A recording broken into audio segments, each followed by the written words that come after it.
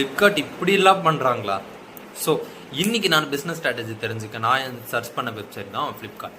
So எப்பயுமே ரெகுலராக ஃப்ளிப்கார்ட்டில் நம்ம ஒரு ஆர்டர் போட்டு அந்த ஆர்டர் ரிசீவ் பண்ணிட்டோம்னா நம்ம ரிட்டர்ன் போடலாம். ஸோ இப்போ என்ன பண்ணியிருக்காங்கன்னா, நம்ம பீப்புள்ஸோட ஒரு நெகட்டிவ் பாயிண்ட் அவங்க பாசிட்டிவாக என்ன பண்ணியிருக்காங்க, ரெவென்யூ ஜென்ரேட் பண்ண. ஸோ உனக்கு ரிட்டர்ன் போடணும்னா நீ வாங்கும் போதே ஒரு ₹5 எக்ஸ்ட்ரா பே பண்ணணும்.